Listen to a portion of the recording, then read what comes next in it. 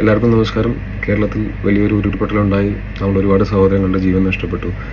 കുറേ ആളുകളുടെ വീടും ജീവിതമാർഗവും ഒക്കെ നഷ്ടപ്പെട്ടു. ഒരുപാട് ആളുകൾ ഇപ്പോൾ ക്യാമ്പുകളിലാണ് താമസിക്കുന്നത്. അപ്പോൾ ഈ ഒരു സാഹചര്യത്തിൽ നമ്മളെല്ലാവരും ഒറ്റക്കെട്ടായിട്ട് നിന്ന് നമ്മുടെ കഴിവിൻ്റെ പരമാവധി ദുരിതബാധിതർക്ക് വേണ്ടിയിട്ടുള്ള സഹായങ്ങൾ ചെയ്യാൻ ശ്രമിക്കണം. അത് മുഖ്യമന്ത്രിയുടെ ദുരിതാശ്വാസ ഫണ്ടിലേക്ക് പൈസ കൊടുത്തുകൊണ്ടാവാം, അല്ലെങ്കിൽ മറ്റ് സന്നദ്ധ സംഘടനകൾ വഴി ചെയ്തുകൊണ്ടാവാം, അതുമല്ലെങ്കിൽ നേരിട്ട് ഓരോ ക്യാമ്പുകളിലേക്കും വേണ്ട സാധനങ്ങൾ മേടിച്ചു കൊടുത്തും ആവാം. അത് ഏത് രീതിയിലാണെങ്കിലും കഴിവിൻ്റെ പരമാവധി എല്ലാവരും ചെയ്യാൻ ശ്രമിക്കണം എന്ന് ഞാനും അഭ്യർത്ഥിക്കുകയാണ്. ഒപ്പം ഇത് ഒരു കുറച്ച് ദിവസങ്ങൾ മാത്രം നീണ്ടു നിൽക്കുന്ന ഒരു പ്രോസസ്സായിരിക്കില്ല, കുറേ നാളുകൾ നീണ്ടു നിൽക്കുന്ന ഒരു പ്രോസസ്സായിരിക്കും.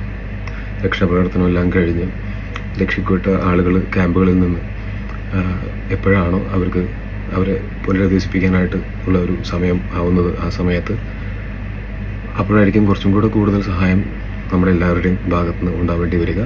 അതും ഈ രക്ഷാപ്രവർത്തനം പോലെ തന്നെ വളരെ ഇമ്പോർട്ടൻ്റ് ആയിട്ടുള്ളൊരു കാര്യമായിരിക്കും. കാരണം ജീവിതമാർഗങ്ങളെല്ലാം നഷ്ടപ്പെട്ടിട്ടുള്ള ഒരുപാട് ആളുകൾ ഉണ്ട്. അപ്പോൾ ആ സമയത്തും ചെറിയ എമൗണ്ട് വലിയ എമൗണ്ട് എന്നൊന്നുമില്ല, നമ്മുടെ കഴിവ് പോലെ എന്തെങ്കിലും എല്ലാവരും ചെയ്യാൻ ശ്രമിക്കണം. എന്നും മലയാളികൾ അങ്ങനെ ഒരു ലോകത്തിന് തന്നെ മാതൃകയായിട്ടുള്ളതാണ്.